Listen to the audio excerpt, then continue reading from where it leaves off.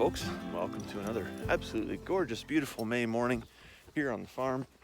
We're running down to the sheep paddock here, actually our lambing pen, to see if we got any more baby lambs. We're hoping, Olga's our last one, right? We're hoping that she's gonna lamb here this weekend, if not having lambed already.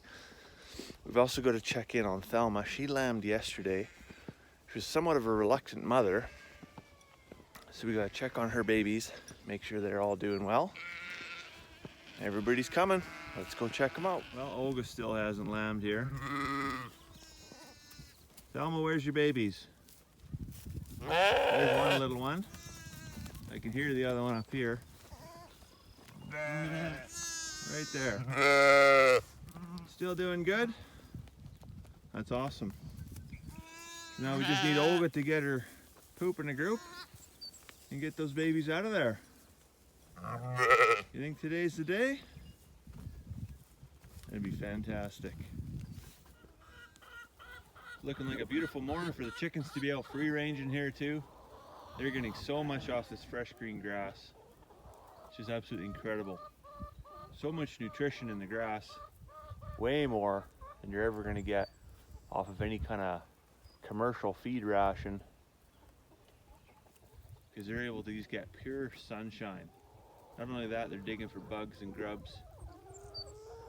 That's why you'll see over the course of the year we don't have a huge insect problem, but we do we do get some very happy chickens when the mosquitoes, the grasshoppers, the spiders, they take care of all of that stuff. Right, so we are over here in the Mouse Miracle Garden. Today is the day we're going to remove the cover kill tarp, and we're also going to move the chicken tractors. So we had the chicken tractor set right here, and we had the chickens remove a lot of the vegetation layer. As you can see, because they've been gone for 10 days, it has lots of it has grown back, and I wouldn't say abundantly, but it's grown back to the point where we're going to have to manage it. It'd be interesting to see what happens when we open up this cover kill tarp, because it's really spurring on growth with the theory to then kill it off because of the absence of light. So I think we're going to find a lot of really well progressed but yellowed vegetation under here. So I'm just going to grab, where is it at? I'm just going to grab my hoe and we'll scrape that whole layer off. Boy, isn't that it's kind of the difference between farm kids and city kids, hey? Is daddy's hoe means a whole different thing. Charlotte, what do you got there? What's this? It's a hoe. That's a hoe. What's that? That's my shovel. That's your shovel? Are we gonna do some gardening? Dig. Dig, dig, dig. We're gonna try not to dig. That's what we're gonna do here, is no dig garden.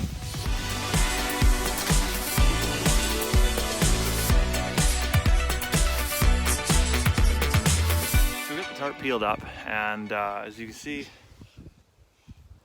we got lots of really extensive growth. It's quite yellowed, obviously because of the absence of light, but it didn't really die off, and I think some of that is because what's there is so deep rooted, and maybe some of these plants, the root network goes out and is pulling nutrients from a long ways away, which is a good sign. It's a good sign for the health of the soil, but it's not a good sign for for me trying to get on top of this. So I think what I'm going to do is I'm going to spread some chicken feed in here and see if I can't get some chickens to come do some grazing over in here and clean up some of this stuff. Boo boo. Is it so cute? Yeah. Hey baby, you love it?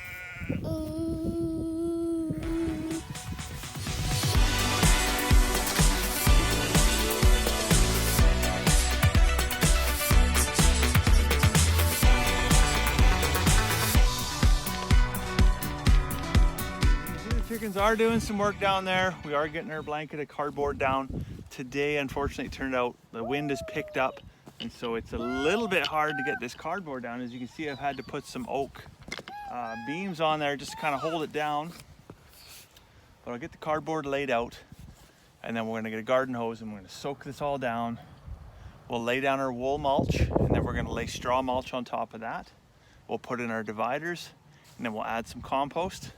Hey presto, Bob's your uncle. Hopefully we get done this today. I guess we'll see. weather pending, I guess. Fingers crossed. So this first half of the garden here, we're gonna work with what cardboard we have. So I think we'll be able to cover that second half where the chickens are kind of working here now.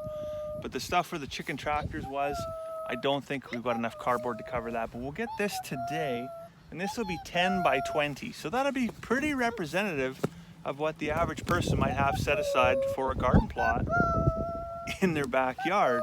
So no excuses, right? Based on space.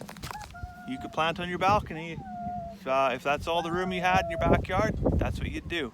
So now that we got most of our cardboard laid down here, we just got the sprinkler going. We're gonna get that all soaked up and hopefully it'll stick to the ground a little bit better. We're gonna go have a bite of lunch and once Charlotte goes down for a nap, then I'm gonna apply the wool mulch layer and soak that again before we bring in the straw mulch. So the wool mulch is really, kind of a weighted, moisture retentive layer. It also adds a slow release of nitrogen as opposed to rapid release, which can burn stuff. So there's going to be some straw and cattle manure that's mixed in here that maybe running a little bit hot. We're going to plant some potatoes anyways and see if we need to add some lime. We'll check the pH here in a few days before we plant anything. All right, so change of plan. We're still gonna work on the NoDig garden bed, but because of the weed issue and how hard that ground is and how hard it is to uproot some of that stuff and the unwillingness of the chickens to work, I'm still gonna put the chickens to work, but in a different way. So I need to clean the chicken house out. And I did talk the other day about some super high nitrogen rich weed killer. So that's what we're gonna do. We got our cardboard layer down. I'm gonna lay some of this deep litter bedding down on top of that cardboard and see if it does burn off the weeds underneath of it.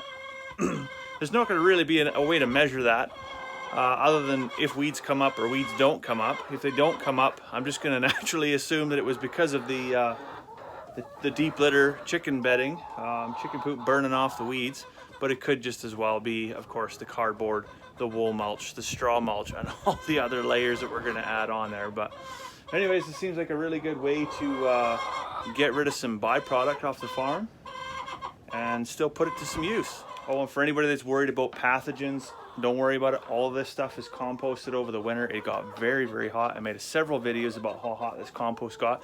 Yes, in fact, it was hot enough that in that back corner there, I could have actually slow roasted a pork shoulder, and we didn't because that would be weird, but we could have. So really, really confident that the chicken manure has had the pathogens killed off and has aged well enough that I can put it directly in the garden. And again, this is going to be buried underneath a foot of other stuff, so nothing's going to be growing in contact with it. This is going to be the base layer right above the cardboard, so no great concerns there. All right, so we got our layer of wood chips and chicken manure in there with sprinklers on it right now, get it nice and soaking wet. Then we're going to go ahead and pull those chunks of wood out there that's holding the cardboard down. We'll bring in our sheep wool. Yes, when we sheared the sheep earlier this year, we saved all the pelts, and because there's really not a good market for them here, especially not the small volume that we have, and tried to think of what's a good permaculture way to use them. Well, mulch is fantastic. Slow release of nitrogen, really inhibits weed growth. So we're going to get that on there as our next layer before we fire up the tractor and go get some straw.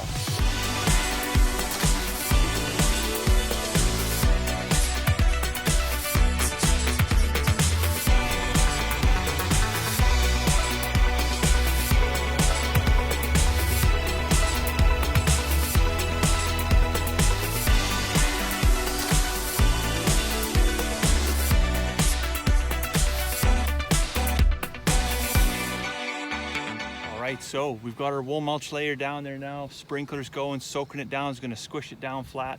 As you can tell, it's kind of, the wind has really picked up. It's always generally quite windy here, but it's gotten exceptionally windy here this afternoon. And whatever, I mean, what do you do, right? You can pick what you do with your days, you just can't pick how the day unfolds sometimes. So we're just gonna garden, we're gonna have a good time. We'll make the most of it. Okay, so there you have it. One giant tractor bucket load of manure soaked animal bedding. I was gonna bring two, but you don't really realize how much two is until you're standing there looking at that pile with a pitchfork and thinking, man, oh man, I ever gonna have to work out to get this done? But I'm gonna move about half of it. I think I'll strategically position up around the edges and stuff. But the chickens, man, oh man, are they, because they're gonna dig in here whether I want them to or not. So I might as well just put them to work. So that's what I'll do. I'll spread a little bit. The chickens will come over and they're gonna go to town and they're gonna spread this nice and evenly over the bed for me. They'll probably kick some out to the side. That's fine. I'll come by with the ride-on lawnmower later on and just mow it up and mulch that back into the lawn. That's fine. But I certainly don't want to have to shovel that whole pile. So let's make the chickens sing for their supper.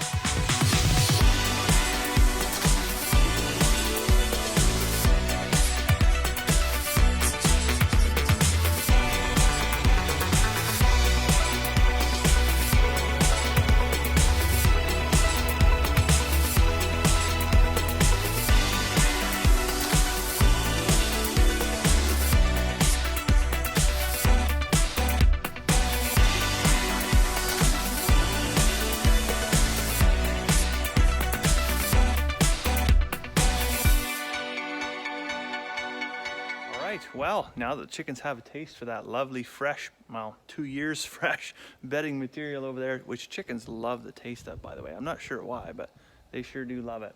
Anyways, I'm going to have the sprinkler turned on, soak that pile down. I'll come back later on today, shut that off, and let the chickens dig and do what they're going to do, and level that all off. I'll probably leave it kind of like that for 4 or 5 days, maybe even a week, till the chickens have dug all their treats out of there, because once they kind of put soil in there and I figure out where the garden rows are going to be, I really don't want the chickens doing what they're doing in the big garden right now and messing everything up. So, because this one doesn't have any dirt in it, right? I've got to add the dirt. If the chickens go in there and dig, all that dirt's going to just get flung every which way but south. Or maybe it'll go south too, I guess. Probably will go south. I'm just down here at the dugout pasture, just checking on the ewes that we put out to pasture yesterday. Everybody looks good, lambs all look happy. Nobody's got the squirts, so that fresh grass hasn't rushed through them too heavily, so things are looking good. Give it a couple more weeks and we'll have a whole handful more of them down here, I think. So things are looking fantastic. So anyways, I better head back up to the house, fetch up a cup of tea. It's been quite a long day, so I'll let you go for now. We'll see you tomorrow.